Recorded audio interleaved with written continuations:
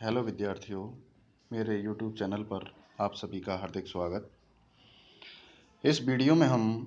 अभिज्ञान शाकुंतलम नाटक के प्रथम अंक के 26वें पद्य से लेकर के 30वें यानी प्रथम अंक के अंतिम पद्य तक के पद्यों का अध्ययन करेंगे। इससे पहले वाले वीडियो में हमने देखा कि मैं देखा शब्द इसलिए प्रयोग कर रहा हूँ क्योंकि नाटक जो है उसके पढ़ने का तरीका ठीक वैसा ही होना चाहिए जैसे हम मंच पर नाटक देख रहे हैं या फिल्म देख रहे हैं। इसलिए हमने देखा कि जब प्रियंवदा अभिज्ञान शाकुंतलम नाटक में वर्णित या अभिज्ञान शाकुंतलम नाटक की नायिका शकुंतला के बारे में राजा दुष्यंत से परिचय देती हैं, तब शकुंतला लज्जावश और क्रोधावेग में आकर के वहाँ से उठ कर के जाना चाहती है, लेकिन प्रियंवदा उसको हाथ पकड़ लेती है कि आप पर मेरे दो वृक्ष पौधों में जल सिंचन का उधार है, ऋण है। अर्थात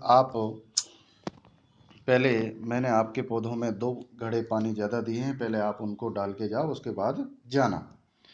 इस पर राजा दुष्यंत प्रियंवदा से कहते हैं कि यह बहुत थक गई है, इसलिए ऐसा मत कहिए। तो थक जाने का जो कारण है, जो स्वरूप है, उसका वर्णन राजा प्रियंवदा से कहते हैं। क्या कहते हैं कि स्रस्तां सावती मात्र लोहिततलौ बाहुघटोत्क्षेपणात् अध्यापिस्तनवे पुथमतीं जनयति श्वासप्रमाणाधिका बद्धं कर्णशिरीशरोधिवदने धर्माम्भसां जालकम् बन्धे स्रंसिनी चैकहस्तयमिता पर्याकुला मूर्धजा। राजा दुष्यंत कहते हैं कि घटोत्क्षेपणात्, घड़ों के उठाने के कारण, इसकी बाहु यानी शकुंतला की दोनों भुजाएं, स्रस्तांशु यानी दोनों कंधों से झुक गए हैं। दोनों कंधों से दोनों भुजाएं बार बार घड़े उठाने के कारण झुक गए हैं। और अति मात्र लोहित तलौ, और इनकी जो तलौ यानी जो करतल हैं, हथेली हैं, वो अति मात्र लोहित, बहुत अधिक लाल हो गई हैं। और प्रमाणाधिक श्वास, आवश्यकता से अधिक सांस लेने के कारण अर्थात हाँफने के कारण, अद्यापि अब भी जो स्तनवे पुथुम जनयति, इसके स्तनों को वो कंपन कर रहे हैं, उत्पन्न कर रहे हैं, अर्थात इसका सीना बार बार कंपन कर रहा है। और कि वदने, इसके मुख पर, कर्ण शीर्ष रोधी, कान में लगे हुए कर्णफूल की भांति, शीर्ष पुष्प को धर्माम्भसाम, पसीनों के जालकम यानी समूह के कारण जिसको बद्धम रोक रखा है। और बंधे, जो जोड़े का जो बंधन है, उसके सनसनी ढीले हो जाने के कारण, मूर्धजा यानी जो जोड़ा है बालों का, वो एक हस्तयमिता, एक हाथ से जिसको पकड़ रखा है, ऐसा पर्याकुला, व्याकुल है, अर्थात बाल बिखरे हुए हैं। तो इस प्रकार यहाँ पर एक थके हुए व्यक्ति का स्वाभाविक वर्णन राजा दुष्यंत ने इस पद्य में किया है, शकुंतला के थक जाने का। इसलिए यहाँ पर स्वभावोक्ति अलंकार बन पड़ा है और शार्दूल विक्रीडित छंद है। साथ ही यहाँ पर घटोत्क्षेपणात् पद का प्रत्येक पद से संबंध होने से दीपक अलंकार है। तथा काव्यलिंग अलंकार भी है। साथ ही राजा के द्वारा अनुमान करने के कारण स्थिति का यहाँ पर अनुमान अलंकार भी बन जाता है। अब अगला पद्य हम देखते हैं कि जब राजा दुष्यंत और ये चीज़ें वार्तालाप चल रही थी तो इसी बीच में राजा दुष्यंत को देखते हैं और राजा जो शकुंतला के जो हाव भाव हैं उनको देख करके वह सोचते हैं कि ये भी मेरे से प्रेम करने लगी है, ऐसा प्रतीत हो रहा है।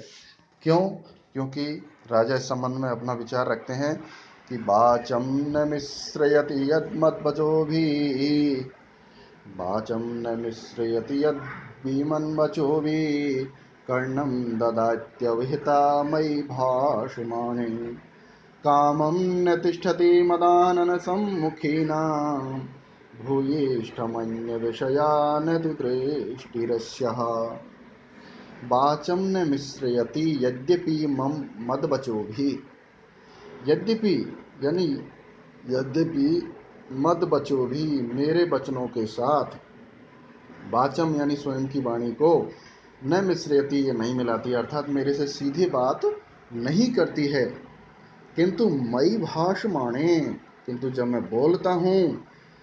तो अभिता सावधानी पूर्वक कर्णम ददाती, अर्थात कान ध्यान लगा करके सुनती है बात को। और मदानन सम्मुखी नाम, मदानन सम्मुखी नाम, मदानन यानी मेरे मुख के सम्मुखी नाम, सामने मुख करके, कामम यानी भले ही न तिष्ठति नहीं ठहरती, अर्थात मेरे से आमने सामने सीधे नजर नहीं मिलाती, परंतु फिर भी अश्यः दृष्टि, इसकी जो दृष्टि है, जो नज़र है, भूयिष्ठम अत्यधिक अन्य विषय, नए अन्य विषयों के प्रति नहीं है, अर्थात यह मेरी ओर ही चोरी चोरी देखती है। इस प्रकार इस पद्य में जो काम पीड़ित शकुंतला, अर्थात राजा दुष्यंत अनुमान लगाता है कि शकुंतला भी मेरे से प्रेम करने लगी है, ये मेरे प्रति आकर्षित है, क्योंकि इस तरह के इसके ये हाव भाव हैं। इस प्रकार इस पद्य में भी हम देखते हैं कि बसंतल का छंद है और दुष्यंत के प्रति शकुंतला के प्रेम के जो कारण बताएं, एक तो ध्यान लगा करके सुनती है, दूसरी इसकी दृष्टि दूसरी तरफ नहीं है, इसलिए इस पद्य में समुच्चय अलंकार भी बन जाता है। अब पढ़ते हैं हम अगले पद्य की ओर। जब ये वार्तालाप कर रही थी इतने में नेपथ्य से आवाज़ आती है, पर्दे के पीछे से क्या आती है कि तुरग खुरहतस्तथा हि रेणु विटप विषक्त जलाद्रवल्कलेषु, पतति परिणातरुण प्रकाशः शलभ समूहवाश्रमद्रुमेषु। तुरग खुरहतस्तथा हि रेणु विटप विषक्त जलाद्रवल्कलेषु, पतति परिणतारुण प्रकाशः शलभ समूहवाश्रमद्रुमेषु। क्या आती है कि आसपास कहीं मृग या बिहारी, अर्थात शिकार करने वाला राजा दुष्यंत है, ऐसा पर्दे के पीछे से आवाज़ आती है, जिसके पीछे जो अनुगामी, जो अनुचरण करने वाले जो सैनिक हैं, उनके घोड़ों की टापों से जो धूल उड़ करके आती है वो आश्रम के वृक्षों पर गिर रही है। उसी का यहाँ पर वर्णन किया गया है कि तथा ही, क्योंकि तुरग खुरहतः, तुरग यानी घोड़ों के खुरों की टापों से, चोट खाई हुई, हता यानी चोट खाई हुई, होकर से उड़कर उड़ी हुई, और परिणत अरुण प्रकाशा, परिणत यानी सायंकालीन, अरुण यानी सूर्य की कांति वाली, लालिमा युक्त, जो रेणु यानी जो धूल है, वह शलभ समूह इव, टिड्डियों के दल के समान, टिड्डियों के दल के समान, बिटप विषक्त जलाद्र, बिटप विषक्त यानी जिन पौधों पर विषक्त सूखे हुए हैं, जलाद्र जल से गीले हुए, बलकलेषु बलकल वस्त्र, अर्थात ऐसे पौधे जिन पर बलकल वस्त्र सूखे हुए हैं, ऐसे आश्रम द्रमेशु, ऐसे आश्रम के वृक्षों पर वह पतती गिर रही है। तो इस प्रकार इस छंद में परिणत अरुण अरुण प्रकाश शब्द जो प्रयुक्त हुआ है, यहाँ पर उपमा अलंकार का सीधे सीधे कोई संकेतांक नहीं मिलता, इसलिए फिर भी यहाँ उपमा दी गई है धूल की कि वो सायंकालीन सूर्य की जो लालिमा होती है उसकी भांति प्रतीत हो रही है, इसलिए यह लुप्त उपमा अलंकार है। और पुष्पताग्रा छंद है जिसका लक्षण होता है कि आयोजी नग नयोग रे पथो यकारो योजिन नजो जरगाच पुष्पताग्रा। और दूसरा पद्य भी इसी क्रम में है कि और कौन से लक्षण है जिससे प्रतीत हो रहा है कि राजा दुष्यंत की सेना आसपास है, तो वो है तीव्राघात प्रतिहत तरु स्कंधलग्नैकदन्तः पादाकृष्ट व्रततिवलयः संग संजात पाशः मूर्तो विघ्न तपशैव नो भिन्न सारंगयूथो धर्मारण्यं प्रवसति गजः धर्मारण्यं प्रवसति गजः स्यंदनालोक भीतः। तो हम देखते हैं मेन कारण है कि स्यंदन आलोक भीतर, रथ को देखने के कारण भयभीत घबराया हुआ और तीव्राघात प्रतिहत तरु, तीव्र प्रहार से तोड़े गए वृक्ष की स्कंध यानी एक शाखा, लग्न यानी चिपकी हुई है एक दंता जिसके एक दांत में, अर्थात वृक्ष के तीव्र प्रहार के कारण टूटे हुए वृक्ष की एक शाखा जिसके एक दांत में उलझी हुई है। और पादाकृष्ट व्रतति वलय, पैरों से खींचने के कारण व्रतति वलया, जो लता की जो समूह है, लता के जो बेल है, वो आसंग संजात पाशः, वह आसंग यानी बन गई है पाश, आसंग संजात पाशा यानी पाश की भांति उसके पैरों में उलझी हुई है, अर्थात रस्सी की भांति जिसके पैरों में बेल लिपटी हुई है। और भिन्न सारंग यूथा, भिन्न यानी तितर बितर कर रहा है, सारंग यानी हिरणों के, यूथा यानी झुंड को, ऐसा गजह यानी हाथी, तपस मूर्त इव, मूर्त यानी साक्षात, तपस तपस साक्षात, मूर्त यानी साक्षात, विघ्न साक्षात विघ्न की मूर्ति की भांत, नो तपस्या हमारी तपस्या में, हमारी तपस्या के लिए वो कैसा प्रतीत हो रहा है, जैसे साक्षात्कार, साक्षात विघ्न का रूप है वह, विघ्न जैसे साक्षात बाधा या विपदा जैसे साक्षात अपना मूर्त रूप लेकर के आ गई है, ऐसा वह हाथी धर्मारण्यम प्रविशति, धर्मारण्य यानी हमारे तपोवन में प्रवेश कर रहा है। तो इस प्रकार जब ये इस प्रकार की पर्दे के पीछे से आवाज़ आती है